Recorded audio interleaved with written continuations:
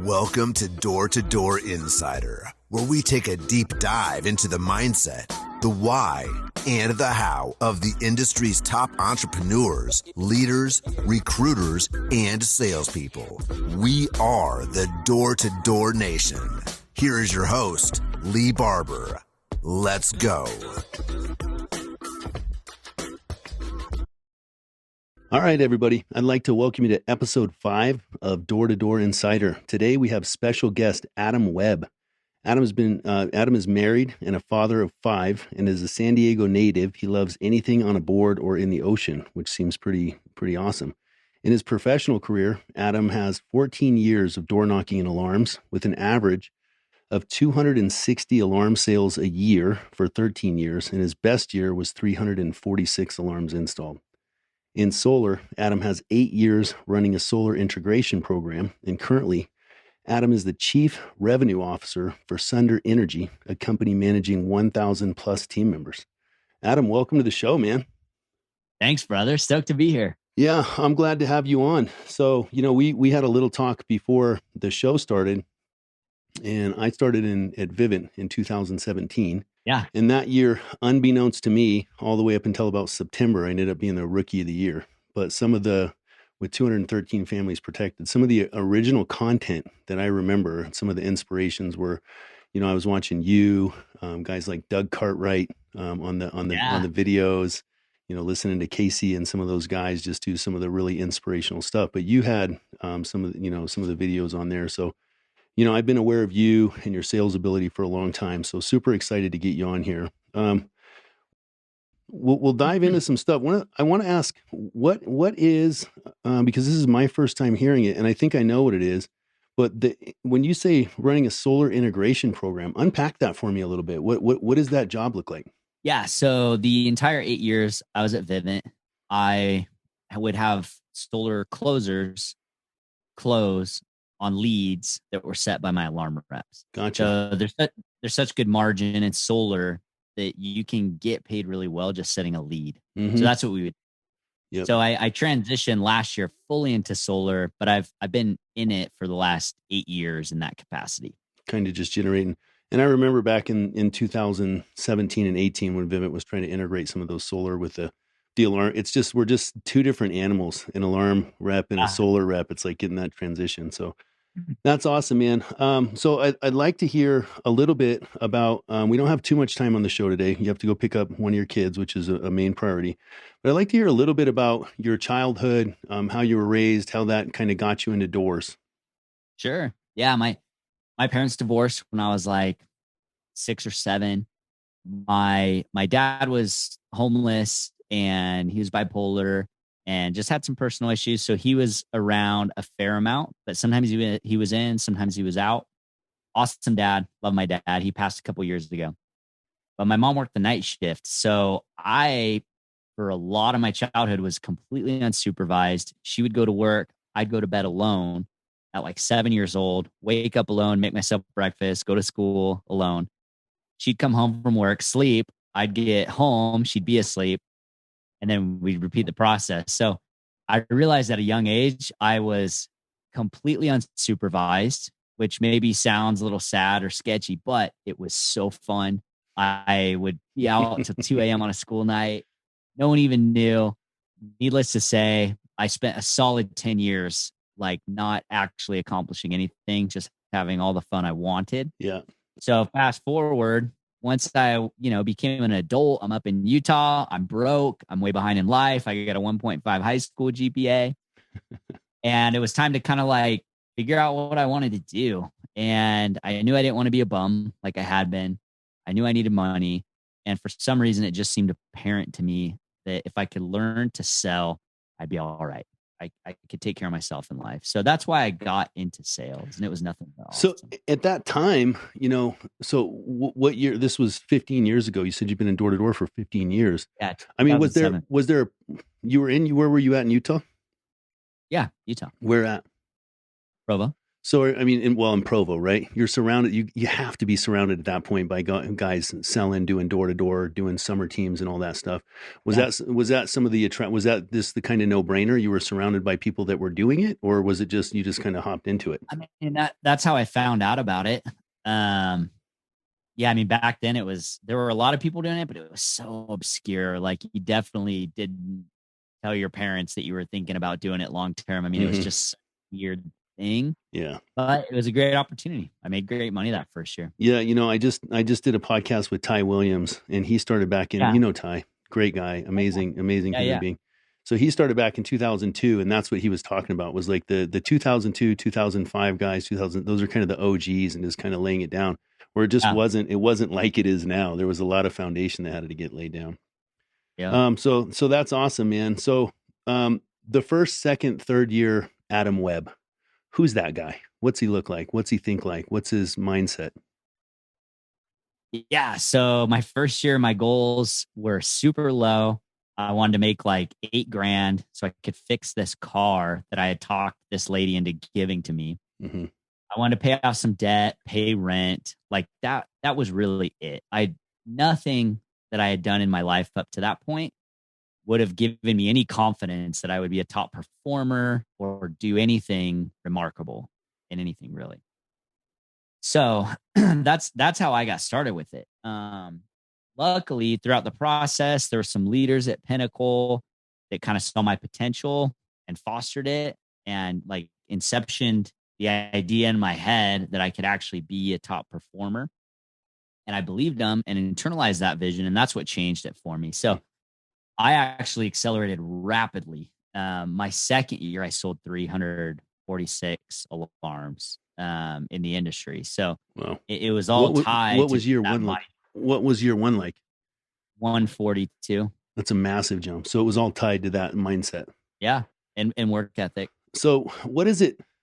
It's funny because I'm just playing back on the podcast that I did with Ty, and he has something he's working on called players and changers. And a player is somebody who's just kind of playing the game by the rules, and a changer is somebody who can kind of see conceptually further down the road. They can see the career in the job. They can see the life-changing opportunities in the job.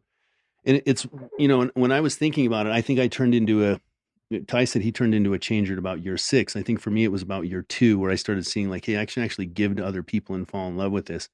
But it sounds like that piece was in there for you. What was it that the leadership at Pinnacle at that time? Because, we come in as rookies, right? We all have this, what do you want in the world? I want to fix my car for $8,000. What was it that they were telling you that was giving you that confidence level or that abundance mindset that was changing the game? It was actually just a call from one of the regionals. It was out of the blue. And he just said, "Hey, Adam, I've been watching you. I've been observing you. I see your numbers. And I just want you to know that I feel like you're someone that can perform at the highest level. And also, selling 200 alarm accounts will change your life." At that point, 200 at the 200 level on the alarm pay scale, you got paid $500 a sale. So that was the $100,000 mark. So it was like, if you can hit that, it's going to just change your life. And so those two things, like the specific goal that was going to change my life, and then belief from a leader that I respected that I could go do that, was what shifted my mindset. And then once I paired that with just a ridiculous, sickening work ethic, I just dominated it. So, we, and I can relate with that. In, my first year in alarms, when I had that year, it was just in a massive amount of work. So, just to unpack, what does that first year of work look like? I mean, six days a week, 10 hours, 12 hours. What does your work ethic look like back then? The first half of the summer was pretty lazy. Again, my goals going out were super low. I just went with the first company I could find that was doing summer sales in San Diego, because that's where I'm from. And I'm like, I can go surf with my friends. My mom can make me lunch. Like, awesome. That was how I chose where I went to work my first summer. Like, literally. Yeah. Sorry, what was the question? How much time were you spending on doors? Okay. So the first half of the summer, super lazy. And then actually the first office I was in shut down completely. Everyone went home except for me and one other guy. And there was a regional manager that was running a team in another part of the country. And it was like, well, I could go home or I could go join this other office. So I went and joined that other office. And that office was full of like top producers. They were just dominating. So I immediately found myself in a culture where everyone was doing 3 to 4 times the production of the previous office. Yep. And I was seeing the paychecks and I was seeing the contracts. And so I just kind of like soaked that stoke and that like culture and infused in me, and it influenced me to think bigger and to go harder.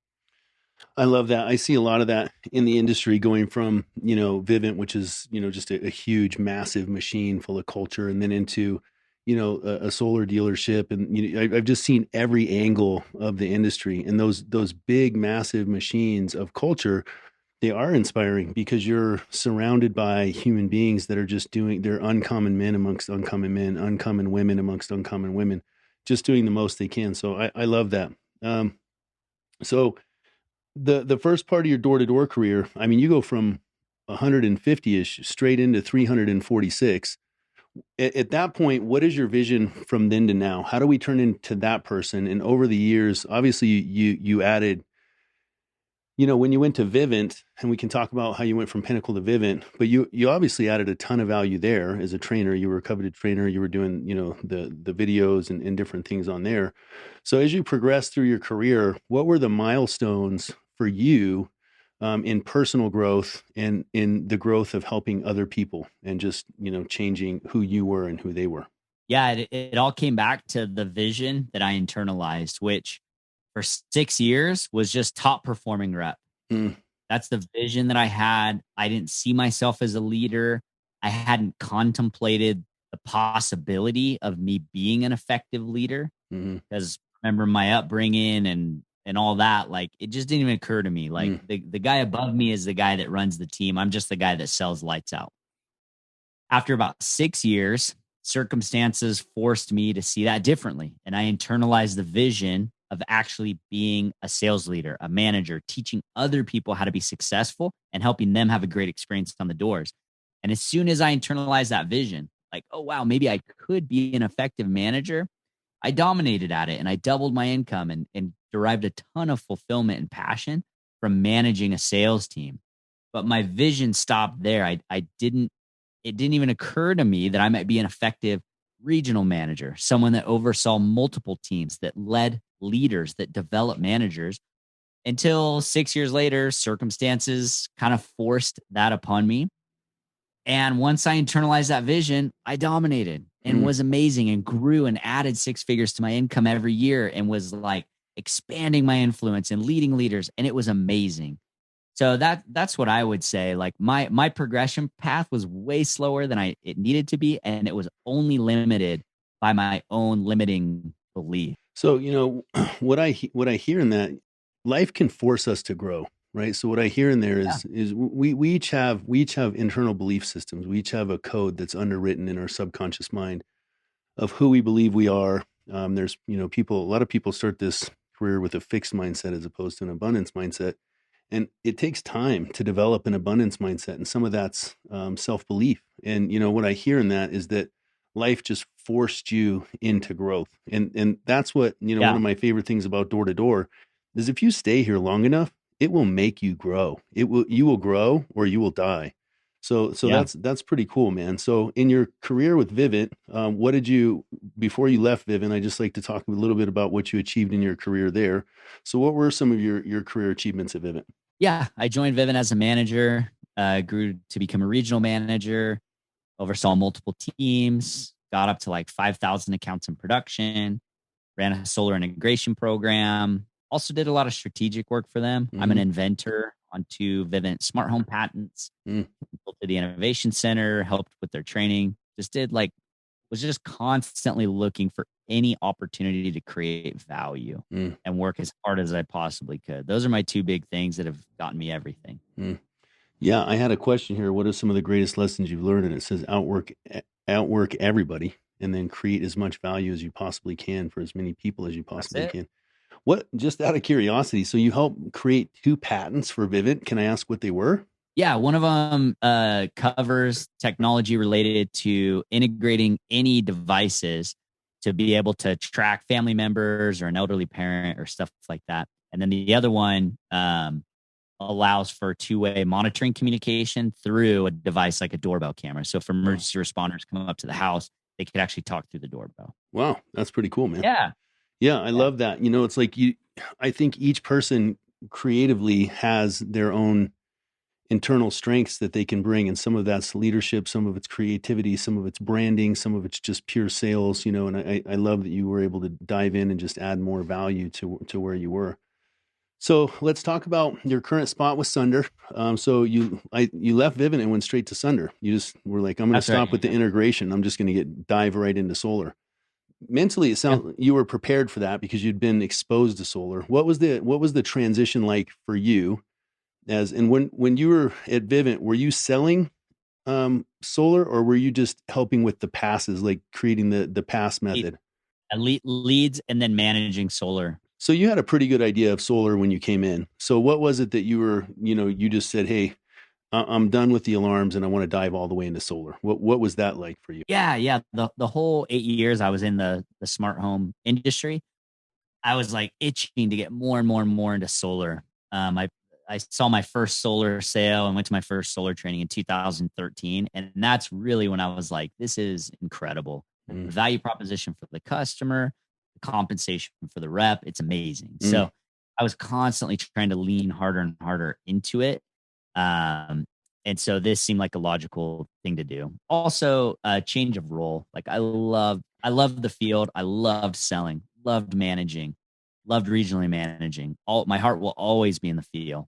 But I'm also very strategic and have like an analytical, strategic mind, and I have passions around that. And so it made sense to transition into a role where I could have strategic influence too. So what are the current, what do you do in your current role? What are the job duties? How do you help the industry?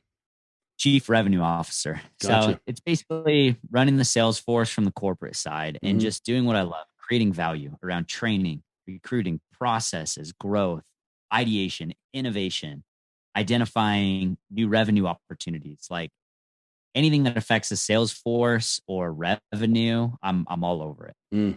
I love that, man. So, and that's one of the things I asked you, what do you think you're best at and why? So we covered that. What I would like to ask, just for some, added value in the industry, over 15 years, you've spent a lot of time with reps, and we're, male or female reps are kind of the same animal, right? There's a lot of the same emotional characteristics. There's a lot of the same fear base. There's a lot of the same comparison, the competitions that we all go through. What are some of the bigger struggles that you've experienced in the last 15 years that you've seen, team members and reps go through in their careers, that you've been able to help them transition through and learn? Yeah, it goes back to that vision that you internalize. If a leader only sees reps as they are, they will forever remain that way. But if you see them in terms of their potential, they will constantly expand and rise to that potential. So one of the most important things that you can do as a leader is literally visualize your people in terms of their potential. Like that rookie rep that's super annoying and all over the place that you're constantly talking off the ledge. That person actually has the potential to be your top regional manager, dominating, leading leaders, making millions of dollars. They have that potential within them. Might be really hard to see sometimes, but you as a leader have to persistently hold that vision in your mind for them. And then it'll permeate your speech, your communication, the way you interact with them, the attention you give them. And subconsciously, they'll respond to that and start maximizing their potential. So that's the biggest mistake I see reps make, is just limiting themselves, thinking they're not the type that could be a great leader. They're not the type that could be a top performing rep. There's no difference between the longer I'm in the industry, the more I realized the only difference between the top rep in the entire company and everyone else is just that the top rep has that vision and believes that that's who they are, and that that's what their potential is. And so they actualize it. That's it. And hard work. Those two things. Yeah, hard work definitely plays a part, but I think you're right. It's a self-belief system and mindset. Brian Tracy says you become what you think about most of the time. And I just hear a lot of what I just got from that is, really leadership is servitude. And if you're entering Oh a yeah. relationship with another human being, on how you can serve them, and everybody reacts different. We have spiritual people, analytical people, emotional people, and really just trying to dig the most out of your team members that you can. And a lot of the times, what I've seen from my perspective is some of the people with the hardest time, they can be just as hard as a worker, but they're so cemented in a fixed mindset. The job of the Yeah. leader really just is to get out a hammer and a chisel and to dig their feet out of that mindset and help them believe in themselves. So, I've gone through processes where I've believed in people because I saw that they had what it took. I've actually just believed in them until they believed in themselves. So I love that. That's it. I love Yeah. that. Yeah, that's awesome, man. That's really good advice.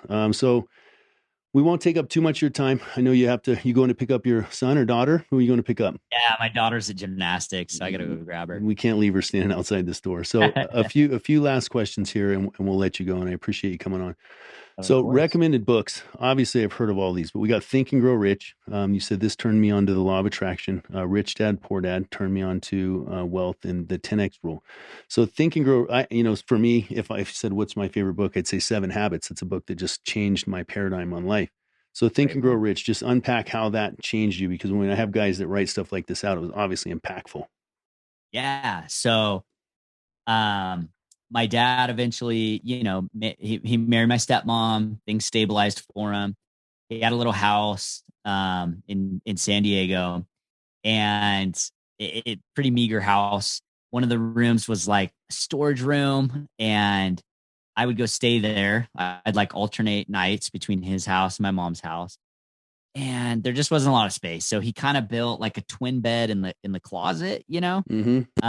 So when I stayed there, that's where I slept. So I'm in a closet in a storage room, which is my bed, Mm-hmm. and I'm just reading Think and Grow Rich. My older brother actually gave it to me. He was like, "Here, you should read this."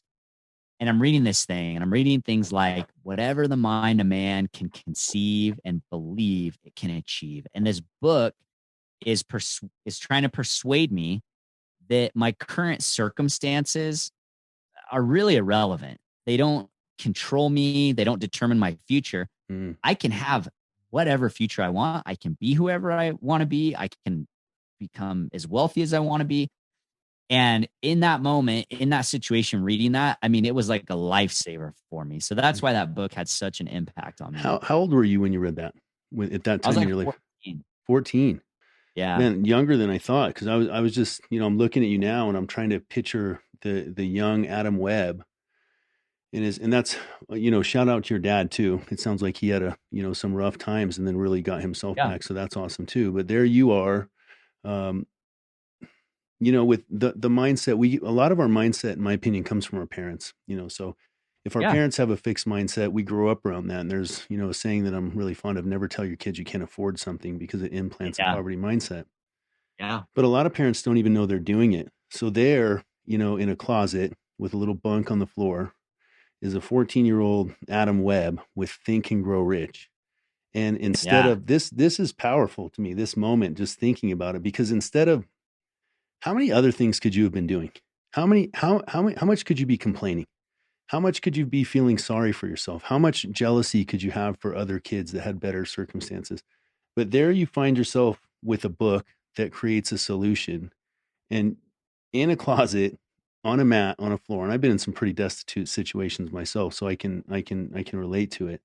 But there you are, like with Think and Grow Rich, and it just changes your entire perception of abundance. And then, reflecting back on your story, that obviously carried through. And when we talk about inception, right? Some of these, read, this is why I go over books, because reading, the compound effect of reading and self-belief systems and self-knowledge is so powerful. It's literally writing new code inside of people's subconscious mind and the way that we act. And if we go back to that 14-year-old Adam Webb in a bunk, in a closet, reading Think and Grow Rich, that is powerful, man. That is just super powerful. And then Thanks, man. Rich Dad, Poor Dad, how'd that affect you? So as a follow-up to Think and Grow Rich, this was probably the second personal development book I read. And same thing, the book is awesome. If you haven't read it, read it. It's an awesome story-based format. So it's an easy read. But again, it was implanting this idea in my mind for the first time that I could become wealthy. There was like a process for people like me in my circumstances to become wealthy. Because if you had just asked me prior to reading either of those books what my future looked like, I would have just said, well, it obviously can't be anything than what I'm experiencing right now.